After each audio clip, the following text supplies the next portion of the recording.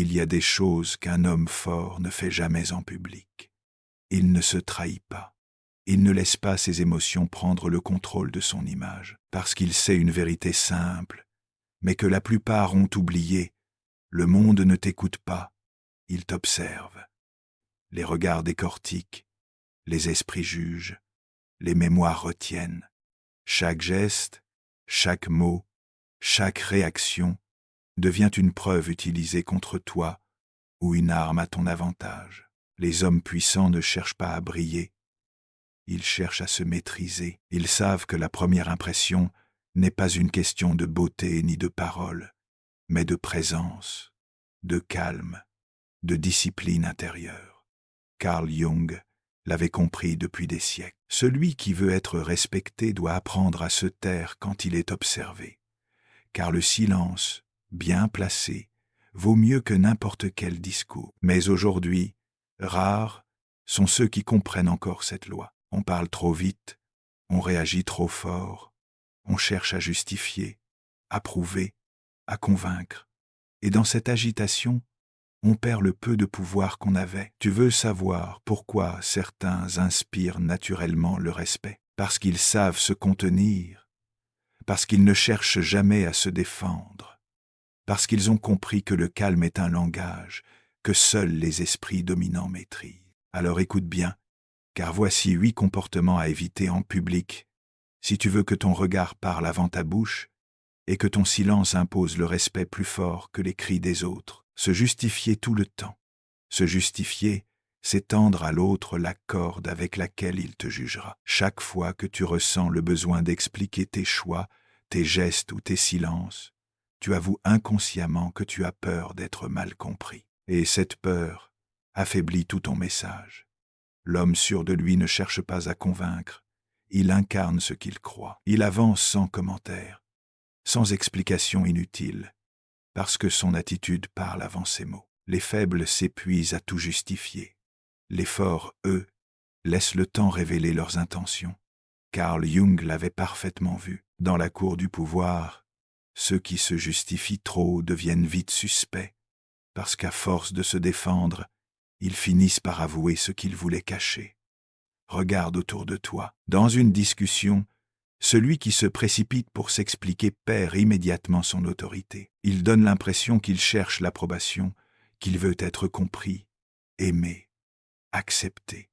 Mais les gens ne respectent pas ceux qui demandent à être compris. Ils respectent ceux qui restent clairs, même dans le malentendu. La vérité, c'est que tu n'as rien à prouver, pas à tes amis, pas à tes collègues, pas au monde. Si tes actes sont sincères, ils parleront pour toi. Et si les autres choisissent de mal t'interpréter, ce n'est pas ton problème. C'est le reflet de leurs limites, pas des tiennes. Alors, apprends à te taire quand on t'accuse. Apprends à sourire quand on te questionne, parce que ton calme fera bien plus de bruit que toutes les explications que tu pourrais donner. Le silence, dans la bouche d'un homme sûr de lui, devient une déclaration, une manière de dire « Je sais qui je suis ». Et je n'ai pas besoin de ton approbation pour exister. Chercher à être aimé, c'est la plus subtile des faiblesses humaines, parce qu'à l'instant où tu veux plaire à tout le monde, tu cesses d'être toi-même. Tu deviens ce que les autres veulent voir, ce qu'ils attendent, ce qu'ils jugeront acceptable.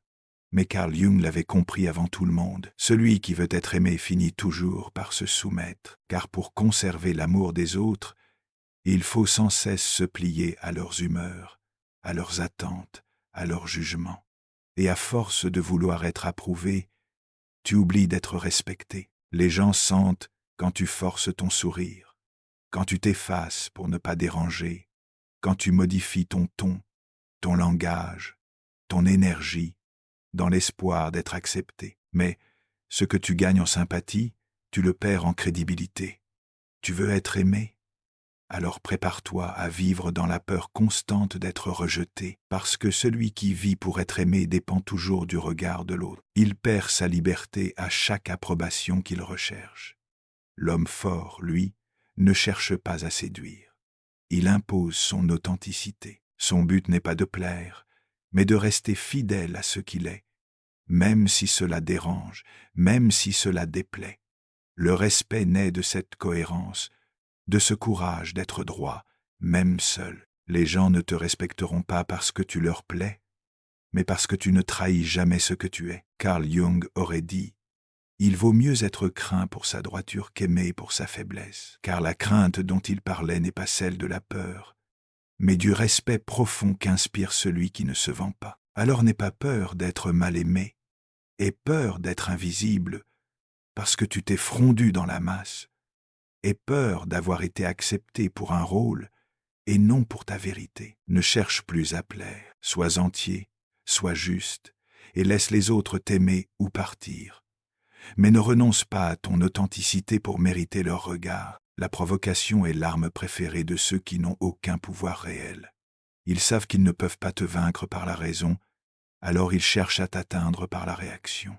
Ils veulent te faire sortir de toi-même, te pousser à dire ce que tu ne devrais pas, te voir perdre ton sang-froid pour mieux révéler tes faiblesses. Et c'est là que la plupart tombent parce qu'ils confondent la force avec le bruit et la maîtrise avec la passivité. Mais Carl Jung l'avait compris. Celui qui montre sa colère donne à l'autre le plan exact de son âme. Il devient lisible, prévisible, vulnérable. En public, l'émotion est une arme à double tranchant. Elle trahit ton état intérieur avant même que tu ouvres la bouche. Un froncement de sourcils, un ton plus haut, une réaction trop vive, et tout ton pouvoir d'influence s'effondre. Celui qui perd son calme perd bien plus qu'un instant. Il perd le contrôle de la scène, apprend à ne pas répondre à tout, à ne pas tomber dans le piège de la provocation. Quand quelqu'un cherche à te provoquer, il ne veut pas une réponse. Il veut un spectacle. Ne lui offre jamais ce plaisir. Regarde-le, respire, souris intérieurement. Parce que celui qui garde son calme au milieu du chaos fait trembler ceux qui vivent du désordre. Ton silence est une arme. Il n'est pas une faiblesse, il est un miroir. Et dans ce miroir, tes ennemis verront leur propre agitation, leur propre manque de contrôle, leur propre petitesse. Tu n'as rien à prouver dans un conflit. Chaque mot que tu prononces dans la colère est une pièce que tu remets à ton adversaire. Mais chaque silence que tu gardes est une muraille qu'il ne peut franchir. Souviens-toi, la colère te fait ressembler à celui qui te provoque, mais le calme te distingue de lui pour toujours. Ne réagis pas, observe, ne riposte pas, comprends, et laisse le silence rendre justice à ta maîtrise. Interrompre quelqu'un, c'est bien plus qu'un simple manque de politesse. C'est une manière inconsciente de dire « ce que j'ai à dire est plus important que ce que tu penses ».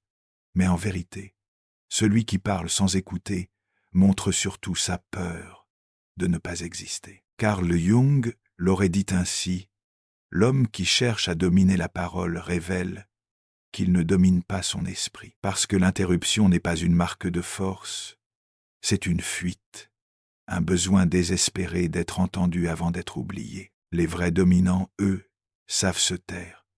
Ils laissent les autres parler, se justifier, s'exposer. Ils écoutent les mots, mais surtout les hésitations, les regards, les contradictions. Chaque silence devient une fenêtre ouverte sur la vérité de l'autre.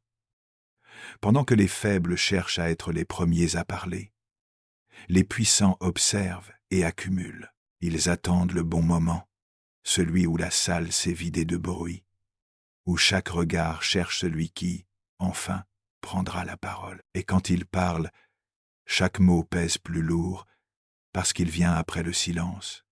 Ne coupe pas la parole.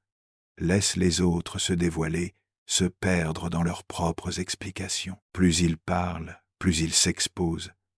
Et toi, pendant ce temps, tu comprends tout. Dans une conversation, la véritable autorité n'appartient pas à celui qui parle le plus, mais à celui dont on attend la parole. Fais en sorte que les autres sentent ton intelligence dans ton calme, ta force dans ton écoute, ta supériorité dans ta patience.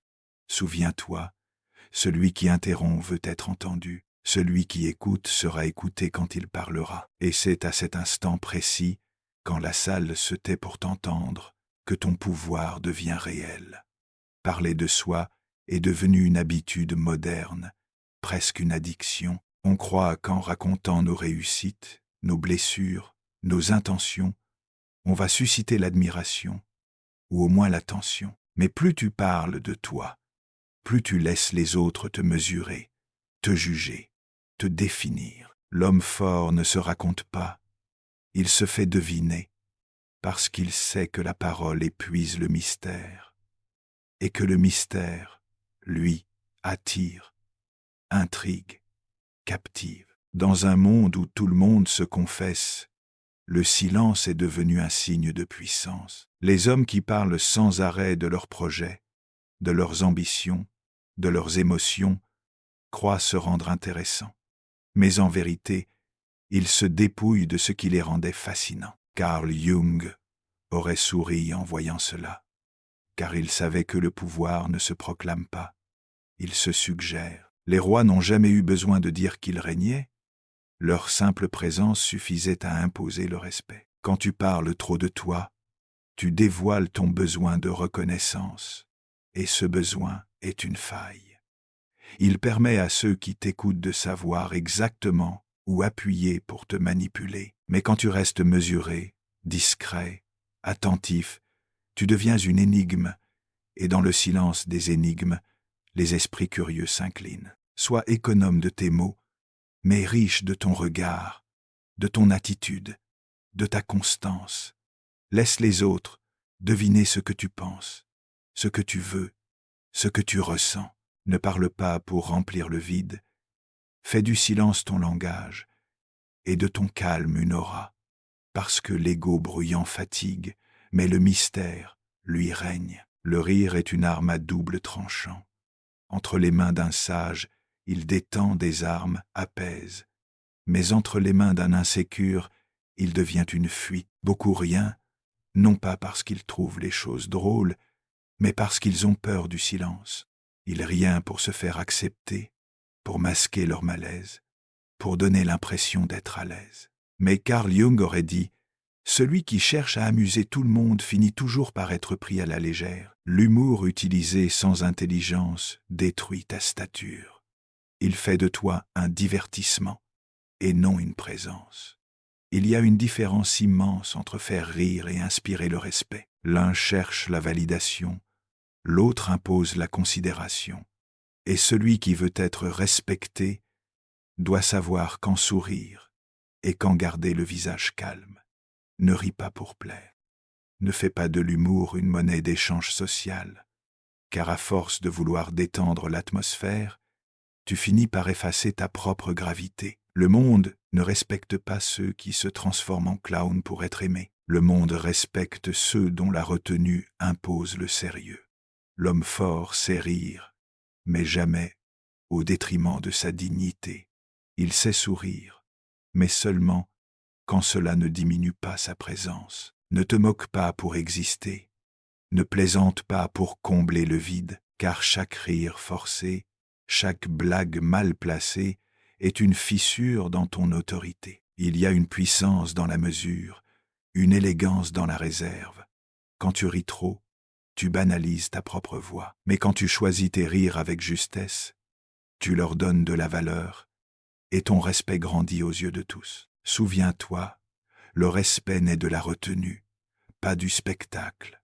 Le monde écoute davantage ceux qui savent sourire avec sagesse que ceux qui cherchent à faire rire pour ne pas se sentir seuls. Chercher à avoir toujours raison, vouloir avoir raison à tout prix, est la marque des esprits faibles. Ces personnes ressentent le besoin constant de prouver qu'elles savent mieux, qu'elles comprennent mieux, qu'elles dominent la conversation.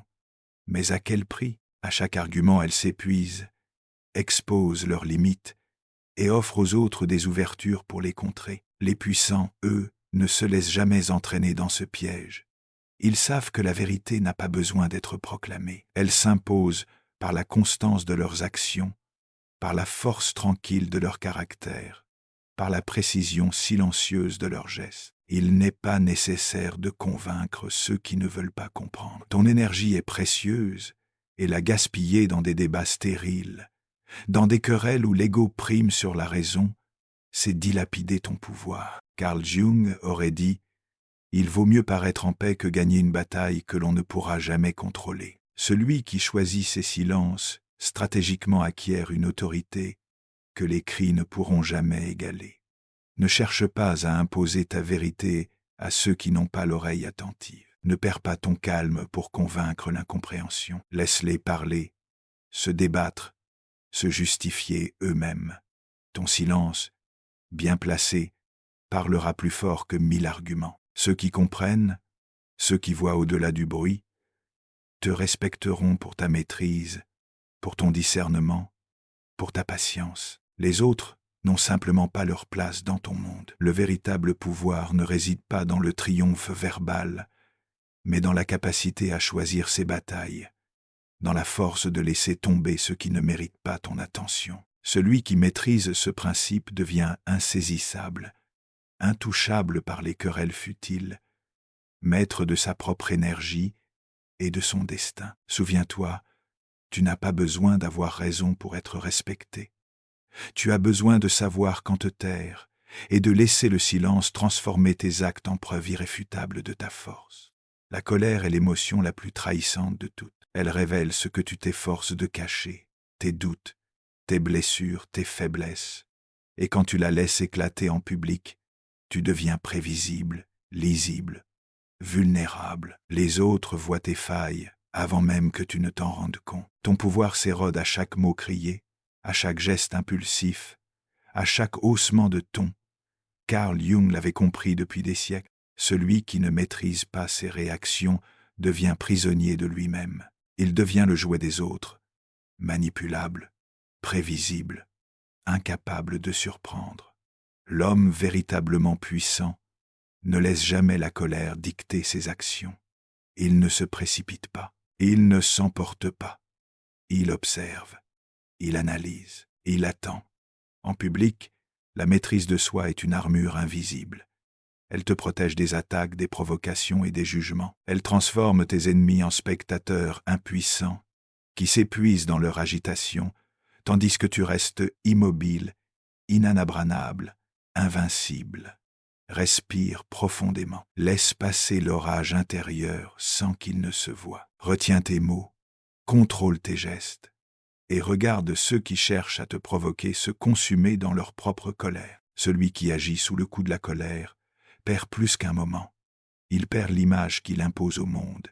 Celui qui reste calme, lui, transforme chaque provocation en victoire silencieuse. Chaque situation difficile devient une scène où son calme fait loi, où sa maîtrise attire le respect et impose la crainte.